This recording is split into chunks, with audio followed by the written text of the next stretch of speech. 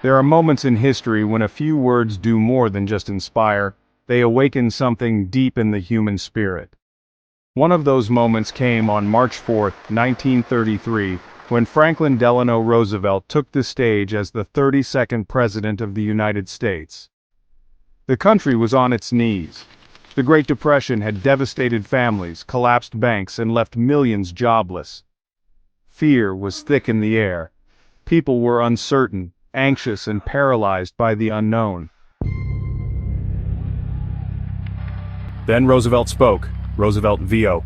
The only thing we have to fear is fear itself. At first glance it might seem simple, even poetic, but those few words carried the weight of an entire nation's pain and offered a bold truth, that fear, more than the crisis itself, was the true enemy. Let's sit with that for a moment. Not the economic collapse, not the unemployment, not even the failing banks, but fear. Fear that spreads faster than any fire. Fear that clouds judgment, kills creativity, and poisons the will to act. It's powerful, isn't it? The idea that fear itself is often more dangerous than the reality we're afraid of. Now, we're no longer in the 1930s, but fear hasn't gone anywhere. It just wears new masks. Fear of failure, fear of judgment, fear of rejection, fear of not being good enough, fear of change, fear of taking the first step, fear of letting go. These are the silent chains so many people wear every day without even realizing it. Think about how fear works. It doesn't need to be real to have an effect. Most fears are imagined, scenarios that live only in your head. Your brain sees them and your body reacts as if they're happening right now. Your heart races, your stomach twists, you hesitate, you talk yourself out of things you know you're meant to do. That's the cruelty of fear. It robs you before anything bad even happens. It stops you from applying for the job, asking the question, speaking your truth, starting the project, ending the toxic relationship, or chasing that dream. And the most terrifying part, it disguises itself as logic, as safety, as practicality. But ask yourself this, what would your life look like if fear had never influenced your decisions? How many moments have slipped by, not because the opportunity wasn't there, but because you were afraid? Afraid of failing, afraid of what people might say, afraid you weren't ready. The truth is, no one ever feels 100% ready. And most of the things we fear never actually happen. In fact, studies show that over 85% of what we worry about never becomes reality. But the emotional cost, the stress, the lost time, the missed opportunities, they're very real. Now, you might be thinking, okay, but fear is a natural emotion, right?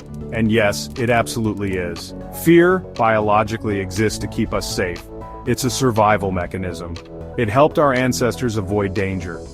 But in today's world, most of the fear we experience isn't about survival. It's about ego, perception, and self-worth. We're not running from lions, we're afraid of being laughed at, of starting over, of being vulnerable, of not measuring up to some imagined standard. And that's where Roosevelt's wisdom becomes timeless. He wasn't saying never feel fear, he was saying don't become a slave to fear.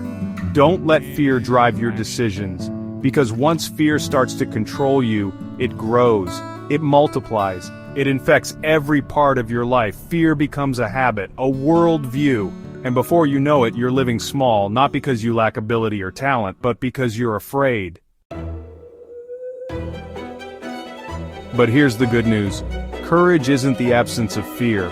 Courage is acting in spite of fear. It's choosing to move forward even when your voice shakes and your hands tremble. Every great success story begins with a decision to move through fear rather than run from it.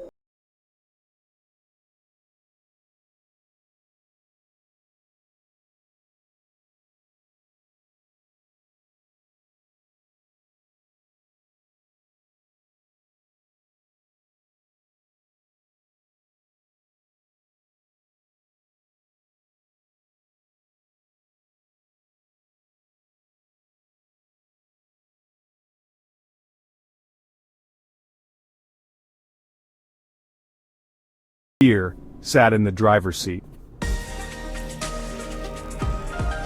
Now flip that story. Imagine if he had launched. Maybe he would have failed, maybe not, but either way, he would have learned, he would have grown, he would have earned the kind of confidence that only comes from action.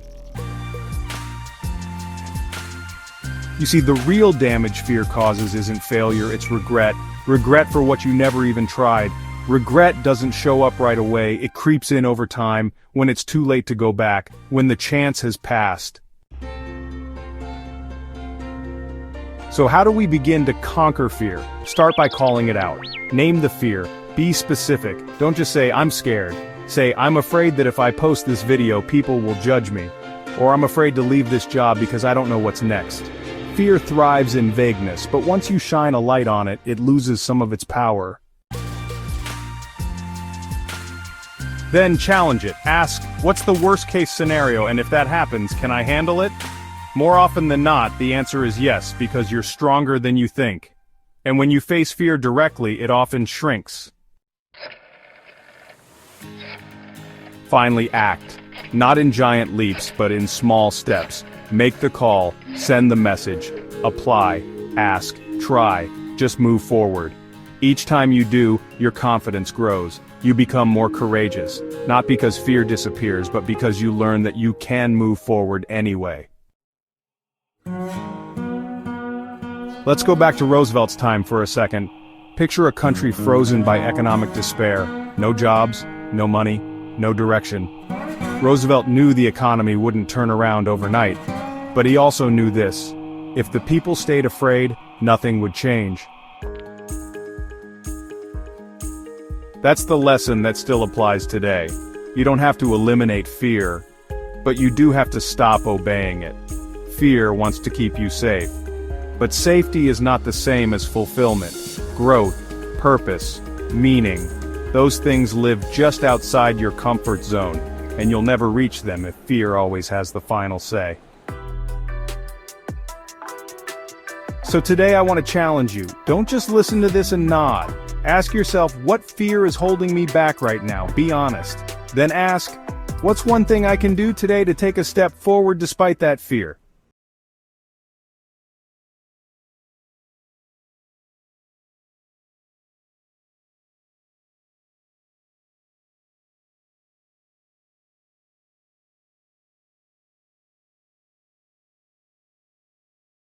It gets stronger every time you show up in spite of fear.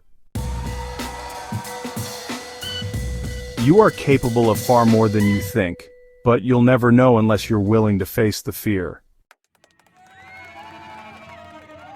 So remember these words, not just from history, but as a truth for your own life. Roosevelt, V.O. The only thing we have to fear is fear itself. Because fear will knock on your door every day. The question is, will you keep letting it in? If this message resonated with you, don't keep it to yourself. Share it with someone who needs to hear it. And if you're ready to live with more courage, subscribe, like, and leave a comment below. What fear are you ready to face today?